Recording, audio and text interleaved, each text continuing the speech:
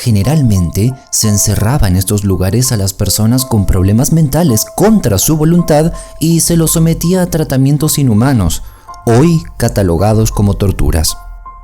¿Me acompañas a echar un vistazo a uno de estos asilos por dentro?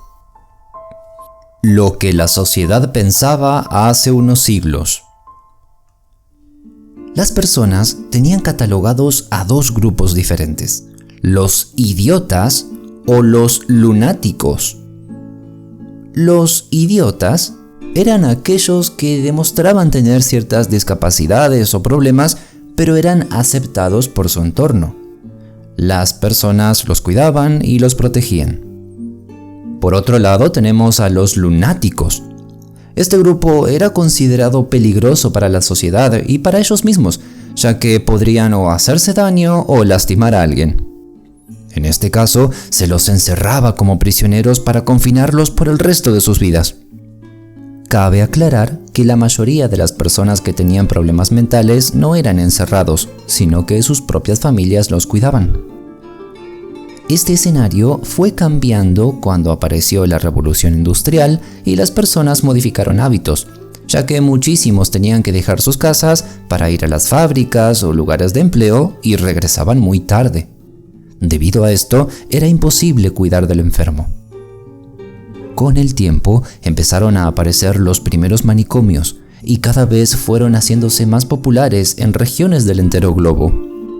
Allí se los encerraba a estos lunáticos y los médicos a cargo empezaron a realizar brutales tratamientos, como perforarles el cráneo, inducir a los pacientes al vómito o golpearlos. Pasados los años apareció la psiquiatría, esta rama de la medicina que se encarga de analizar el cerebro humano y encontrar curas o tratamientos para el bienestar mental del paciente. ¿Has escuchado el término alienado? Pues era una expresión normal cuando se referían a las personas con problemas mentales. ¿Cómo era un hospital mental por dentro? A medida que estos hospitales empezaban a llenarse de pacientes, los pabellones cada vez se volvían más inhabitables. Las personas estaban hacinadas en muchos casos y a los locos delirantes se los colocaba con los más tranquilos. Había mucha violencia en estas celdas y muchas veces se encadenaba a los pacientes a las camas, sillas o hasta las mismas paredes. Podemos añadir a esta escena la presencia de ratas, suciedad, falta de ropa adecuada y mucho frío. Un gráfico ejemplo de estas condiciones es el famoso Bethlehem Royal Hospital, o comúnmente llamado Hospital Bedlam. Esta institución fue la primera en tratar a los pacientes con problemas mentales en Inglaterra. Era un bello edificio por fuera, con una arquitectura espléndida y un decorado de lo más cuidado. Pero en su interior la realidad era otra. No había suficiente personal para cuidar a los internos. No existía ningún tipo de responsabilidad o chequeos oficiales de las condiciones de los pacientes. Tampoco aparecían inspectores a escrutar las condiciones del lugar, sencillamente no existían. Ser enviado al Hospital Bedlam era sinónimo de vergüenza, aunque también aparecían los riesgos de lesiones o la mismísima muerte. Entre el personal había mucho desinterés por el profesionalismo. Era común el alcohol entre ellos, y hubo informes de violaciones a las pacientes del lugar. Los experimentos. Entonces, ¿cómo se podía ayudar a los pacientes allí dentro? Los primeros psiquiatras empezaron a probar cuestionables tratamientos. Uno de los primeros era la famosa ducha fría, que básicamente era arrojarle un baldazo de agua helada al paciente para que se choquee. En otras ocasiones se arrojaba al medio de un río a la persona, obligándola a que regrese nadando hasta la orilla y así usar este trauma para curarlo. Se creía que estos shocks podían hacer un clic en la mente de la persona y así liberarlo de su estado de locura. Con esto en mente, se empezaron a diseñar insólitos inventos para los tratamientos de los internos. Uno de ellos fue la silla rotativa, que hacía rotar al paciente en muchos ángulos para ir experimentando con los efectos de los cambios en la circulación sanguínea. Apareció también, allá por el 1800, una técnica que consistía en darle descargas eléctricas a la persona, la electroterapia. Aún hoy en día se sigue utilizando esta terapia, pero de una forma mucho más moderna y avanzada.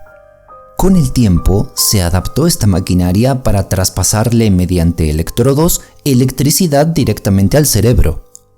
Se desprende de aquí que los médicos se estaban dando cuenta que los problemas de las personas estaban solamente en su cerebro y no en todo el cuerpo como se creía antes.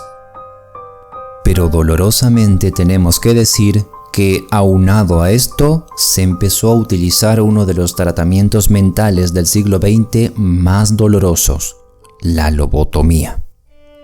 En pocas palabras, este procedimiento era perforarle o rebanarle el cráneo a una persona con el objeto de aliviar sus tormentos. En ciertas ocasiones se le inyectaba alcohol en la parte frontal del cerebro para calmar los nervios del paciente. Hoy en día, todas estas intervenciones quirúrgicas se utilizan solamente en el cine para retratar los horrores de la medicina psiquiátrica de aquella época. La cura hablada. Con el tiempo, aparecieron los detractores de estas prácticas que insistían en hablar con los pacientes y escucharlos en vez de realizarles estas cirugías tan horrendas. Uno de los pioneros fue el austríaco Sigmund Freud, promoviendo que se escuchara a los pacientes para irlos tratando de una manera mucho más bondadosa. La psicoterapia se utilizó muchísimo después de la Primera Guerra Mundial para ayudar a los excombatientes que venían muy traumados del conflicto. En la segunda mitad del siglo XX ya aparecieron las primeras píldoras antidepresivas que permitían darle un tratamiento en el propio hogar de la persona, en vez de mudarse a uno de estos centros médicos. La salud mental hoy. Según la estadística de la Organización Mundial de la Salud, 1 de cada 4 personas en el globo tiene o tendrá problemas de salud mentales en algún momento de su vida. Aunque todavía existe en muchos lugares del mundo cierta ignorancia sobre este tema, es evidente el cambio en la forma de pensar de la sociedad de hoy de la de hace 100 años. ¿Y tú qué opinas? ¿Qué tanto ha cambiado la salud mental a través de los años? Déjanos saber qué piensas en los comentarios de abajo. Un saludo y no te pierdas de nuestro último video sobre las nefastas máscaras médicas durante la peste negra. Allí nos vemos. Un abrazo.